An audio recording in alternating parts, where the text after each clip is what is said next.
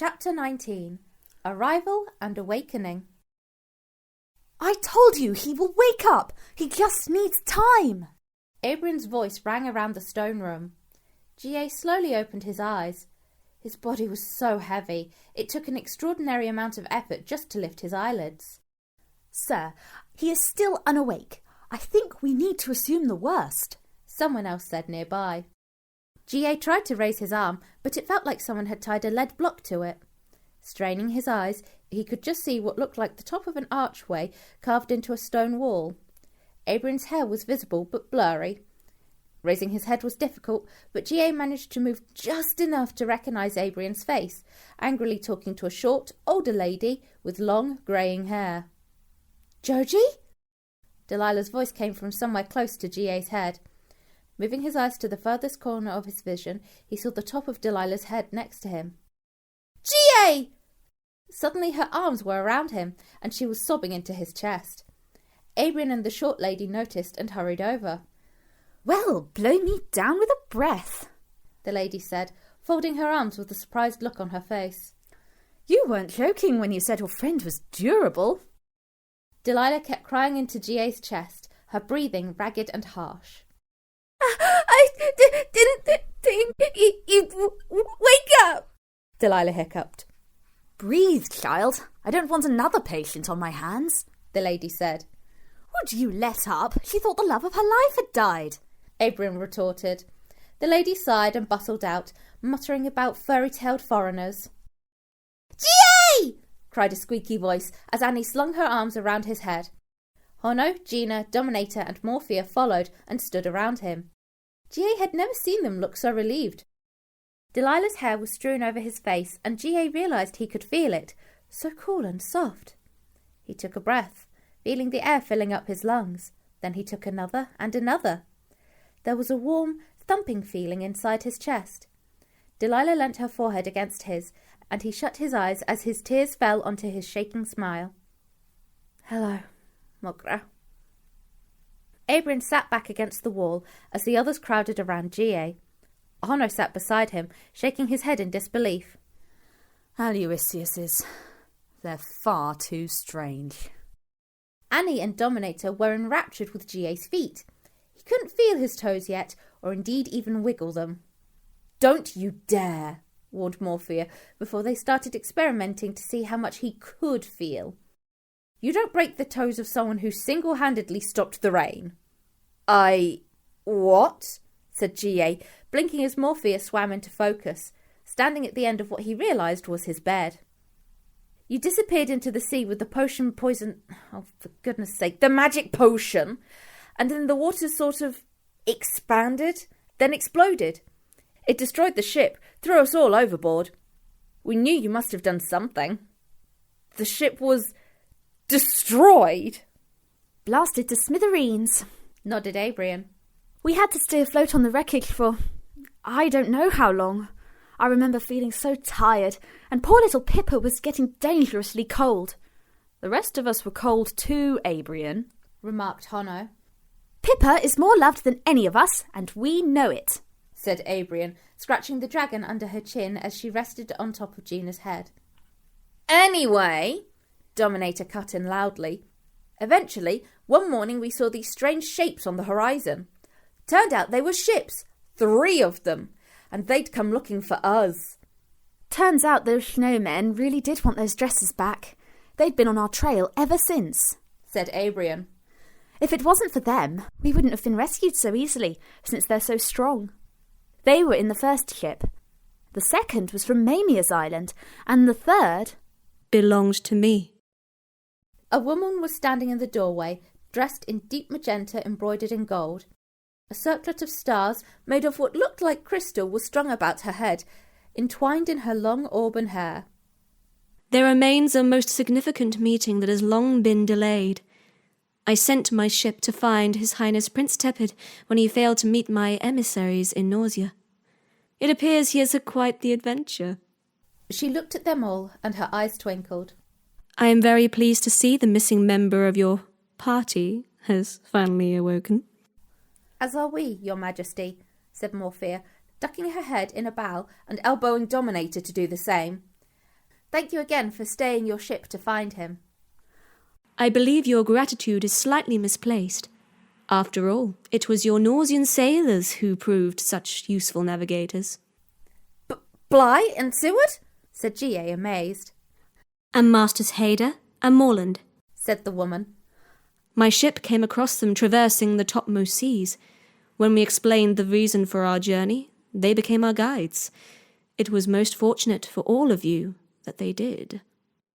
They insisted on searching for your companion when it became clear he had not surfaced. We remained at sea for a day and a night before he was found adrift, while the Snowmen cared for the rest of you on their own ship. Your Norsian comrades will be very pleased to know you have made it through. Which reminds me. She drew a small package from within her sleeve. Before they returned to their city, they left you this. I believe it may be a gesture of reconciliation. Jay couldn't take the package, so Annie carefully unwrapped it for him. Inside was a peculiar-shaped object that rolled onto the bed. "It's a fruit!" she said, reeling back in disgust. "Oh! It must be that one and only fruit that grew on Morland's fruit tree," said Honno. "I think your death-defying escapade made an impression on them, G.A. It's even got a ribbon tied on it." G.A. stared at the fruit. It was yellow, waxy and oval-shaped. He didn't quite know what to do with it. He'd never been given a gift of food before. "Well, I will take my leave," said the woman, smiling at their fascination with the fruit. "I must attend to other matters. Please consider yourselves my guests here throughout your recovery. And to you," she looked directly at G.A., "I bid you the warmest welcome to the Glass Mountains." Her footsteps padded away down what must have been a very long stone passage.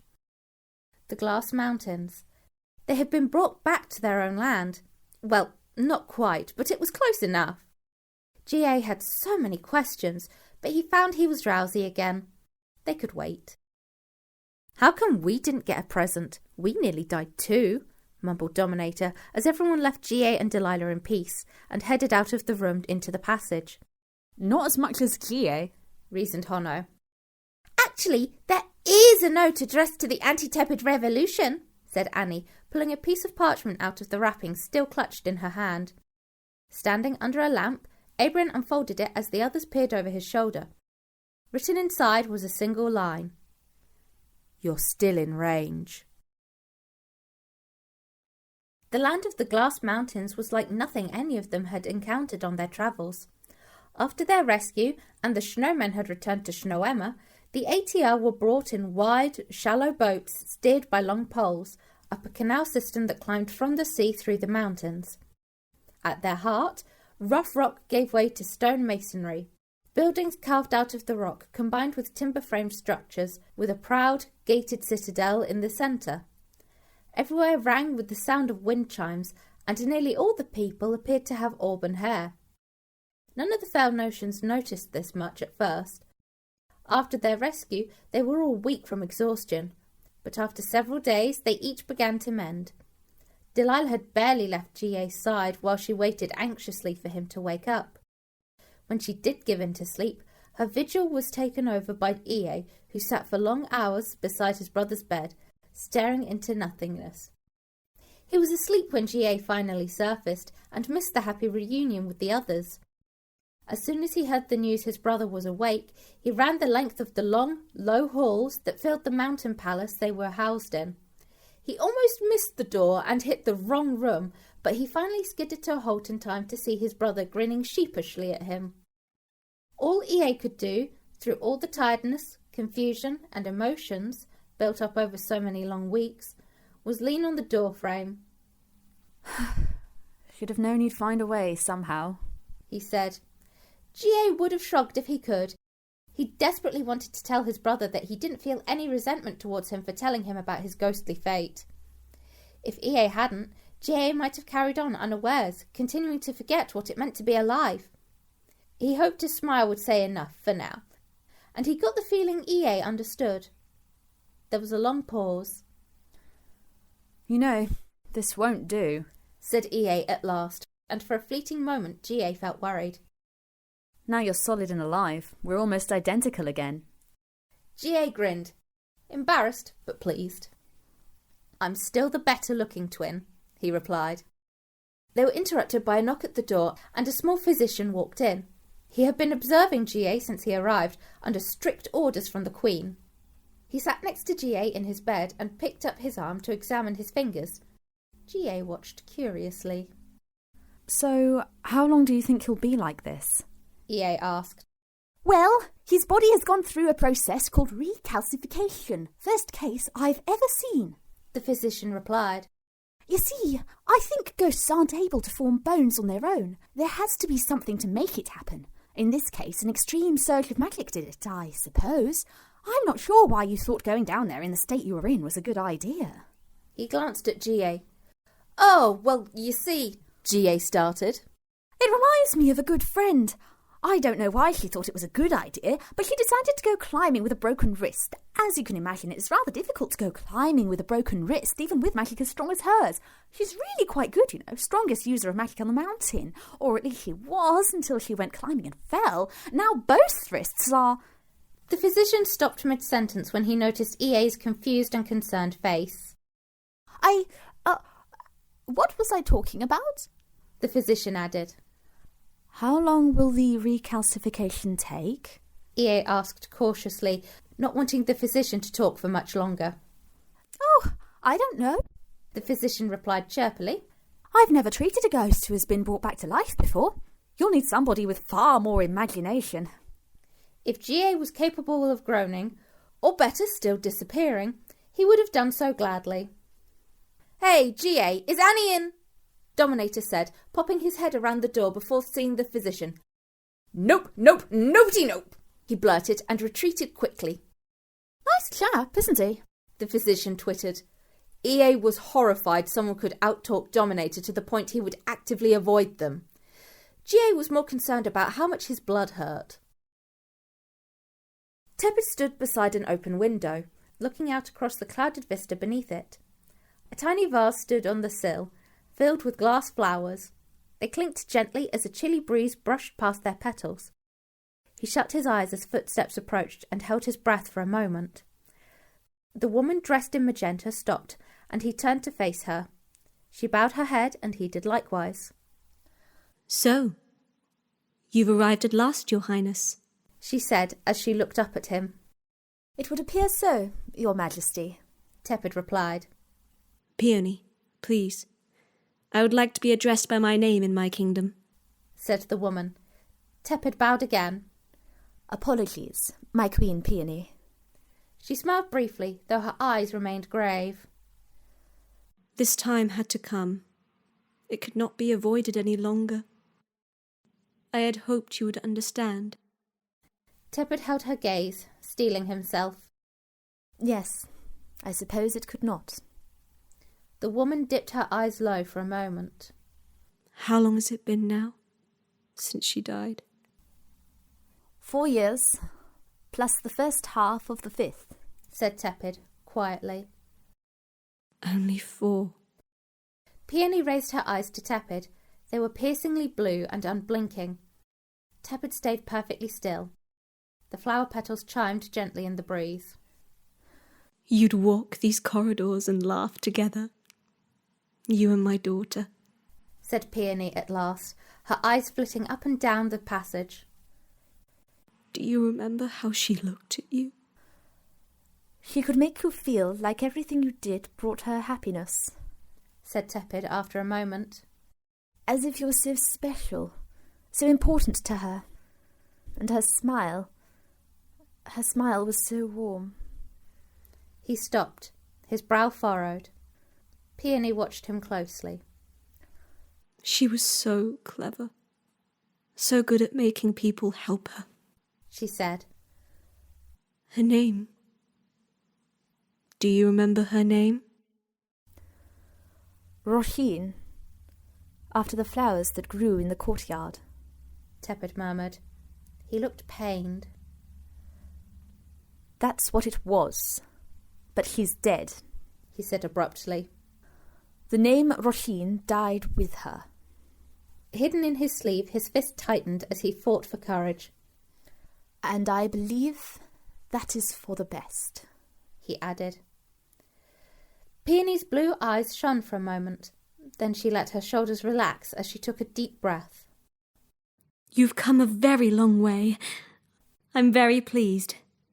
Her slender hands rested on the windowsill as Peony looked across the landscape below, and her fingertips gripped the edge as she spoke. "Though she bore our name, the Witch of the Glass Mountains cut herself off from her people when she began to destroy yours. She shaved her hair as an act of severance, the last good deed she ever did. But we still felt such shame that one of our own would commit the atrocities she did. When she died, I had us withdraw from all society. I confess, I was afraid. Afraid of what the world must think of us." She drew another steadying breath of cold air. "Yet, I think this has gone on for long enough. The legacy of her reign must end. The Glass Mountains want peace." The wooden floor creaked as Tepid took a step forward. He had never felt so relieved in all his life, though he did his best to maintain his princely aura. "I can assure you, my Queen Peony, Nausea would like nothing but the same." At last, Peony's smile reached her eyes, and the stars in her crown glittered as a shaft of sunlight broke through the clouds outside. "I must say, I am so glad to see you again," she said. "I too, Your Majesty," replied Tepid, finally able to smile himself. "You've grown taller as well," remarked the Queen, a playful glint in her eye. "Not at all," said the Prince. "Just more fond of good shoes." Peony laughed as they turned away from the window, Tepid casually batting away a bee buzzing about his head. "What is that?" asked Peony curiously. "To all intents and purposes, it is a honeybee," he said, flicking his hair protectively. "Strange to see one at this altitude." "Most peculiar." But then Peony stopped. Someone was running down the passage towards them. In a split second, a figure flashed past.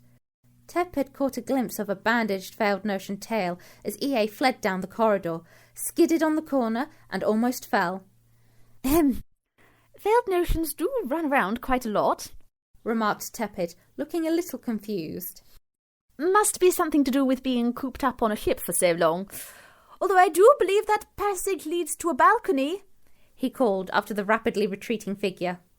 "You're reaching a dead end, my good fellow." EA screeched to a halt, looking horrified.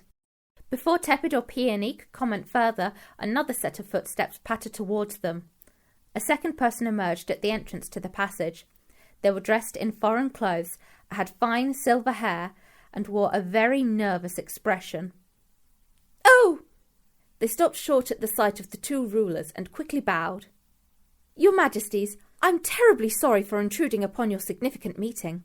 My ship has just arrived from the Aral Isle. We are here with the permission of the Lady Maemia." "What a strange but welcome surprise," said Peony.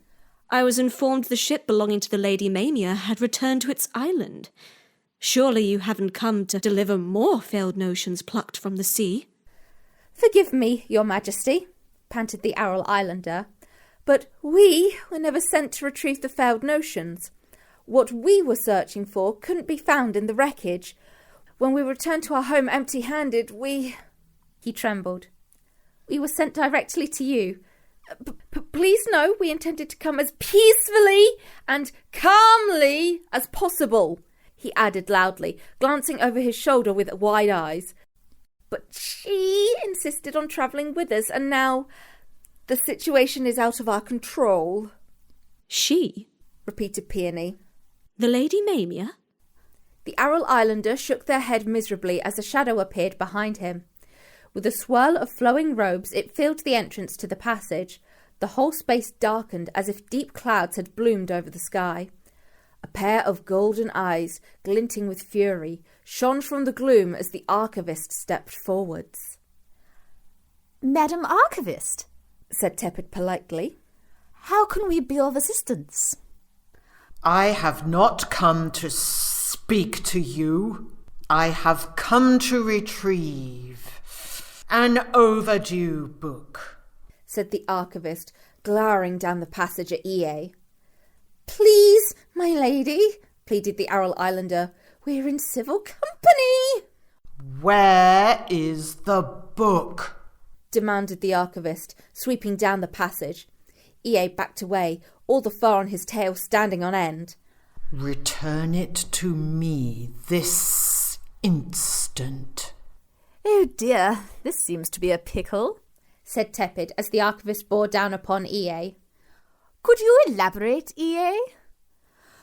I borrowed a book without asking, said EA tremulously, shrinking against the wall as the Archivist seemed to grow several inches. To help my twin brother. Thievery, the Archivist snarled. The shadows intensified. I was going to return it when we got home. The Archivist's eyes flared and her eyebrows seemed to sharpen into thin points like needles. A low sound like the buzzing of an angry swarm of bees filled the passage. I had to take it, cried EA over the noise. It was my only chance to help GA. I'm very sorry I stole it, but there was no other way of getting a book out of the archive. Because it was mine, hissed the Archivist. Her height increased again. Her neat hair was coming loose, while her dusty robe swished in an invisible wind. What use is a book if no one can read it? Shouted EA, terror slipping into anger. What's the point of protecting books if no one can use what's written in them? The Archivist's golden eyes narrowed dangerously. EA was breathing heavily, but forced himself to look back at her. I'm very sorry I stole that book, and I'm willing to take whatever punishment I have to. I regret the stealing, but I don't regret taking that book out of your archive and using it for the reason it was written. And where is the book now? Said the Archivist slowly. At the bottom of the sea. It sank with the rest of our ship. EA's words tailed off as he shrank back against the wall again. It looked as if the Archivist was about to unravel. Sparks flew from her eyebrows, and the light in her eyes flared as her fury swelled like a thunderstorm ready to burst. EA shut his eyes against whatever was going to happen as she grew, filling the passage with darkness and power. Necrominicetomy and Mortality by Morai MFX? Asked a cheerful voice through the storm. EA opened an eye. Tepid had slipped in beside him, looking up at the Archivist as if inquiring about the weather. A heavy blue volume, wasn't it? He observed. The Archivist didn't seem to be paying attention, but Tepid continued. It's interesting. You see, I'm very familiar with the library back at Nausea. Being an only child, I had to divert myself with my own company. Apologies, EA, if you don't understand, he added. He gave EA a pat on the shoulder. I seem to recall leafing through that particular book, and very dull reading it was too. All the same, the Prince went on, I do distinctly remember that book being given as a loan to the Aral Islands. Curiously, it was never returned. Perhaps you could enlighten us, Madam Archivist. It must be thoroughly overdue by now, wouldn't you say? The Archivist's eyes, darting between EA and the Prince, were suddenly fixed on Tepid. She didn't say a word, but looked like the air was leaking out of her, her height decreasing slowly. Well now, said Tepid with a flick of his hair. Seeing as this book did indeed belong to Nausea after all, it seems fitting that the punishment for its theft and destruction should be decided by Nausea. Don't you agree? Still the Archivist said nothing, but continued to gradually return to her normal height. Queen Peony watched them calmly while the Aral Islander peeped nervously from behind her. The Archivist stood still, her eyes lingering hungrily on EA. I think that would be best, said Tepid, stepping a little more in between them. The buzzing sound had grown quieter, and the passage was lighter. At last the Archivist stepped away, gliding slowly back to the entrance. So be it, she said venomously. Before they could say another word, she had disappeared, her eyes gleaming one last time as they caught the sunlight. The Aral Islander, looking as if they couldn't believe their luck, hastily bowed and jogged after her. What was that all about? Honno, Dominator and Morphea were peeking around the opening to the passage curiously, clearly wondering how a storm cloud could have swept through an indoor corridor. Library matters, said Peony. Nothing particularly interesting. Come on, EA. We've heard there's food happening soon, said Honno, suddenly noticing EA behind the two rulers. Ah, I do believe Master Aluiciuous will be joining you presently, said Tepid carefully. There are some details I must discuss with him first, if you please. Honno and Morphea looked perplexed, while Dominator shrugged. Well, don't be too long, he called, as he and the others headed for the main hall. Queen Peony made to follow them, pausing at the entrance to the passage. I will await your company at dinner, she said, dipping her head gracefully before departing, and left Tepid and EA alone together. Thank you, said EA weakly, when her steps were no longer audible. You Aluiciuses do seem to have a peculiar hobby of near-death experiences, don't you? said Tepid, rubbing the bridge of his nose. It's never knowingly intentional, said EA. Tepid chuckled a little. Unfortunately, the Archivist is quite correct in her claims, as are you in your justifications. However, what you did knowingly. He sighed and put his hands behind his back. I have said before I cannot condone thievery. Do you understand? Yes. EA nodded steadily. Once upon a time he might have run away or fought his way out, but this time he didn't. He stayed still beside the window as the cold air drifted through the passage. Tepid twitched a smile. How we've both come on, eh? He said thoughtfully. The wind had left the high windows and the petals of the glass flowers fell silent again. In honour of her guests, and possibly to show off the grandeur of her palace and her hospitality, Queen Peony had a banquet organised the night before Prince Tepid left for Nausea and the ATR headed home, back to Feldnor at last. The banquet hall was magnificent. From the pearly ceiling hung round glass ornaments, coloured by the evening sunlight, making the room seem to glow. High windows in the entrance hall beyond the open doors filled the space with rich shades of pink and gold. GA couldn't join his friends that evening, but requested detailed reports about everything they had to eat, as food was becoming of great interest for him. Delilah had elected to stay with him in solidarity. She didn't care that much for pomp and royalty anyway. Besides, GA had mentioned he needed to talk with her about something, though she had no idea what. When she asked him about it, he eventually said he couldn't quite remember at that moment. Seated around a table in new clothes provided by the mountain people, Honno, Abrian, Morphea, Gina, Annie and Dominator were intrigued by all the finery around them.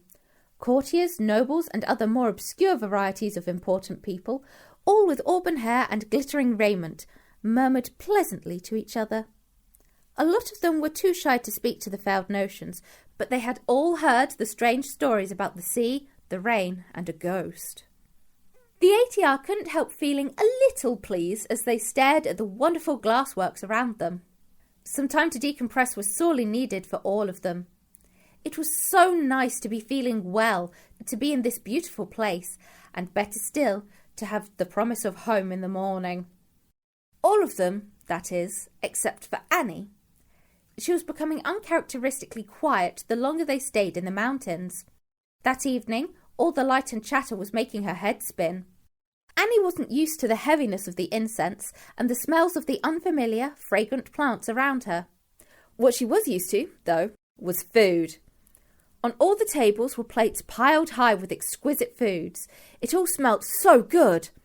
Annie was sure her stomach would try and climb out of her to eat them.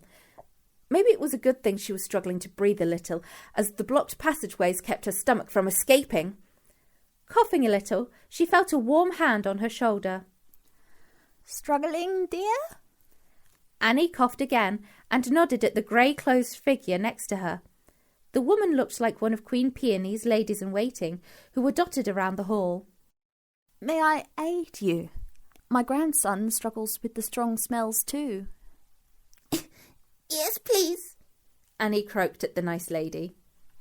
Smiling gently, the lady in grey put a hand on Annie's head and let her warm, purple magic flow into Annie.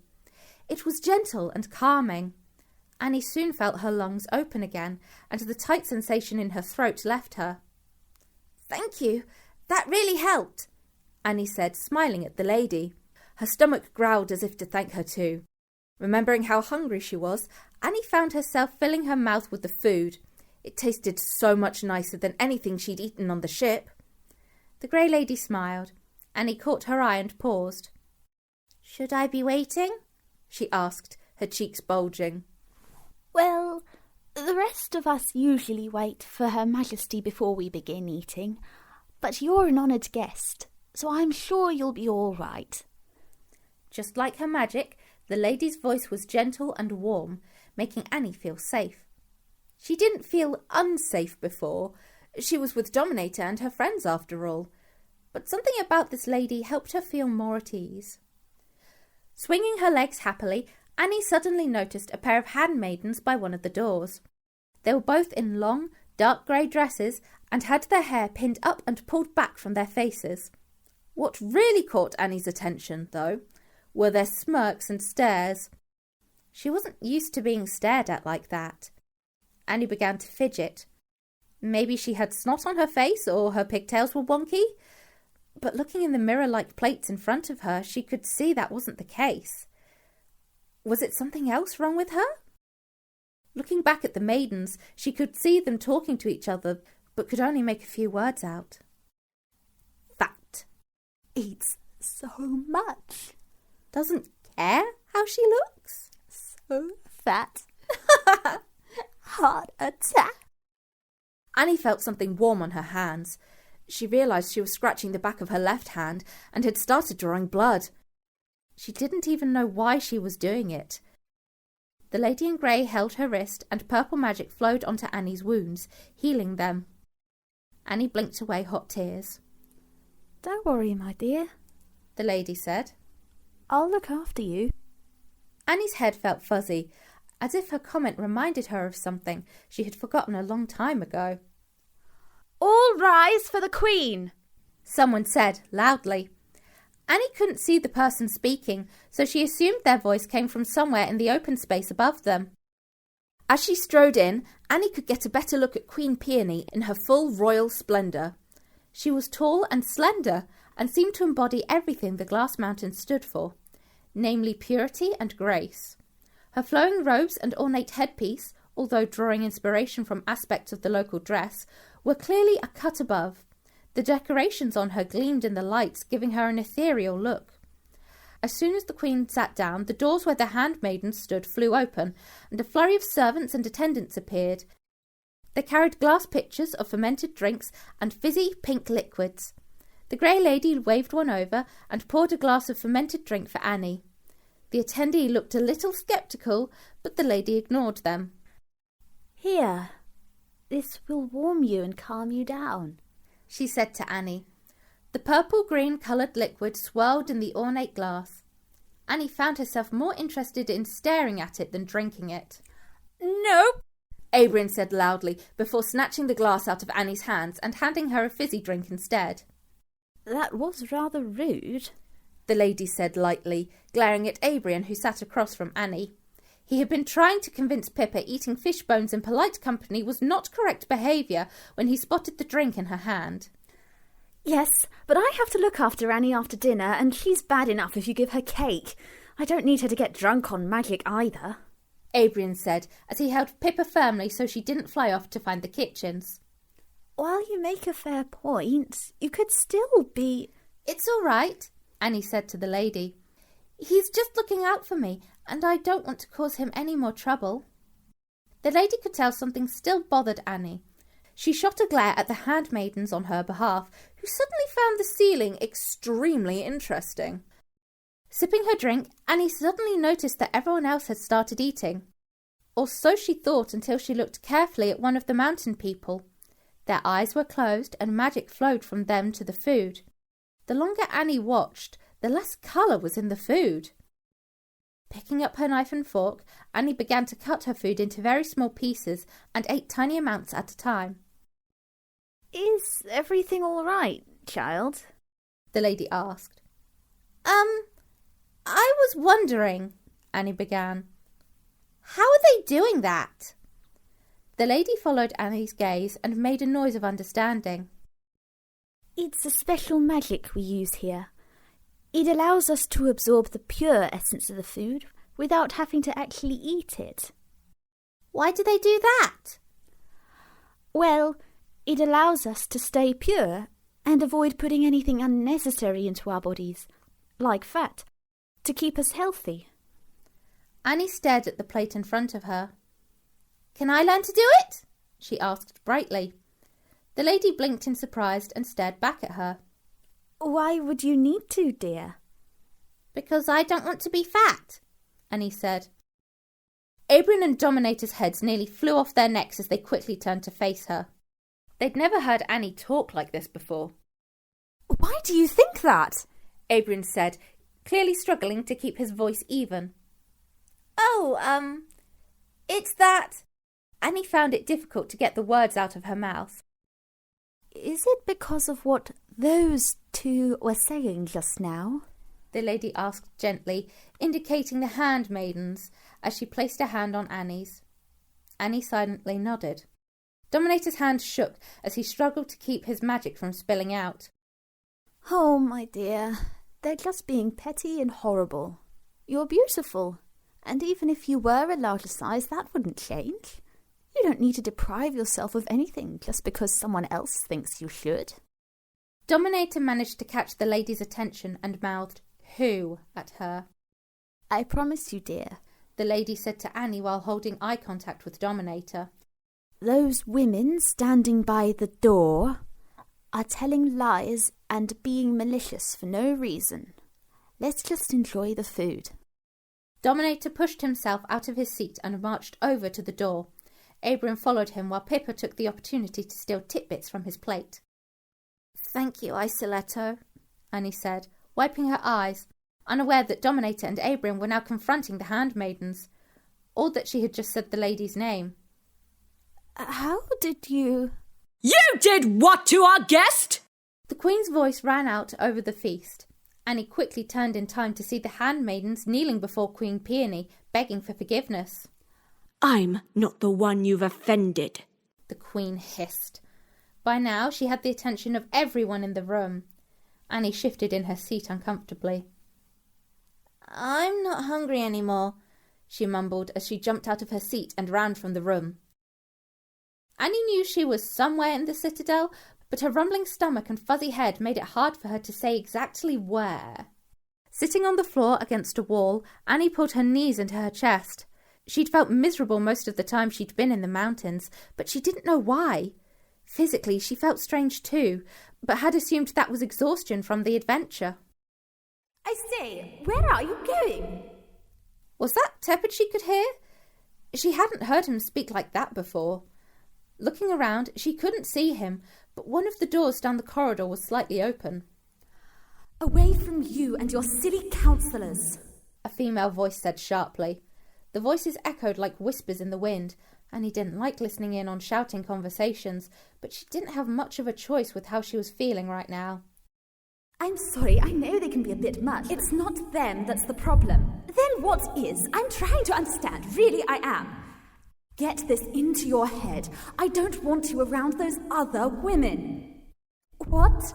Especially that psychopath for hire. So I'm not allowed to see my friends? No, you are. Just not her. You're being unreasonable. And you're a fop who can't keep to one woman. I thought you said you were serious about me. Raheen, I am. Then don't associate with them. Ever. Be reasonable. I am. No, you... There you are, Annie, Tepid said, smiling. Suddenly he was there, his usual relaxed, princely self. Annie glanced at the door through which she thought she'd heard him arguing with someone. What? How? Annie started. You don't exactly blend into the stonework, so it wasn't too hard to spot you. He joked kindly. He half slid down the wall, somewhat awkwardly, until he sat next to her. No, that's not... Annie was confused. Weren't you just talking to someone called Roshin? I have been in the banquet hall, not the corridors, said Tepid quizzically. You didn't say Roshin, did you? It might have been.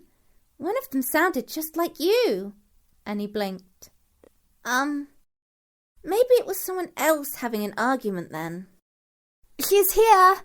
Abrian's voice rang out as he, Dominator and Queen Peony made their way towards them, followed by two very humble handmaidens. Annie, are you all right? Dominator cried, almost skidding into her in his haste.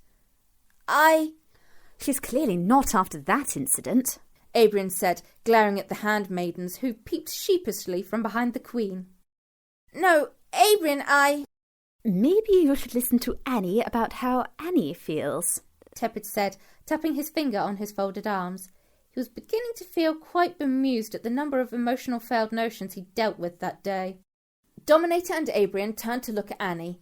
Dominator's magic, which had been sparking, started to pool at his fingertips before it dripped to the floor. Annie stood up and took him by the hands. Dommy, I'm all right. I'm not exactly happy, but I'm not upset anymore. I'm mostly hungry, actually. Well, that's unsurprising. You left most of your meal, Queen Peony interjected. Turning her attention to the two handmaidens, Annie let go of Dominator's hands and stood in front of them. Dominator wanted to grab hold of her and drag her away from these nasty women, but decided against it. He realised how Annie was trying to be more mature about this. I know you said horrible things about me, Annie said to them. But I also know you're probably only here because your queen made you come. Her words shocked Abrian, Dominator, and the handmaidens. One began looking at the other. She's right, though. I don't know about you, Clara, but I'm not actually sorry. Ira, please, we need... Clara stopped herself when she saw Abrian's face and Dominator's magic flickering again. It's all right. I forgive you, Annie said bluntly. Iro and Clara could only stare at Annie now. You think I'm a lower life form, right? That you can say whatever you want because I'm somehow worse than you. No, we... Iro stopped.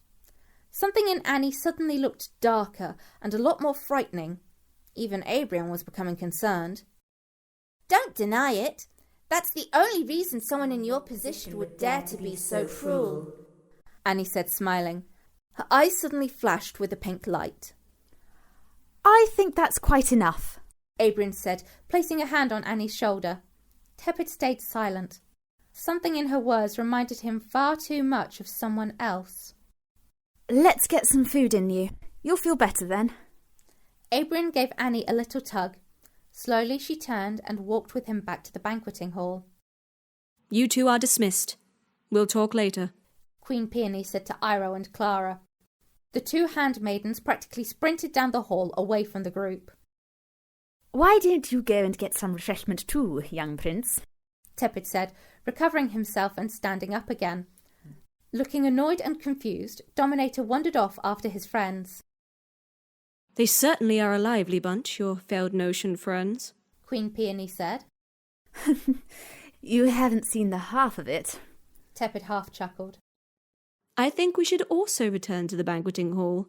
You all have a lot of preparations to make for your journey home, the Queen suggested. Of course, I would happily have you stay longer. I don't doubt you have many wonderful tales to tell of islands and deserts and oceans. Indeed, if only I could, said Tepid. However, I really must relieve poor Oswald of his post. He smiled, seeing visions of his loyal steward finally cracking under the strain caused by his sovereign's much extended absence. Ah, yes. My emissaries reported he seemed rather frayed at the edges. Peony giggled. Aha, that sounds like him, said Tepid, strolling down the corridor with Peony beside him. I do believe he will be in need of a holiday. After all my travels, I could certainly recommend some lovely locations. In the wake of today's meeting, the Owl Isle does rather spring to mind.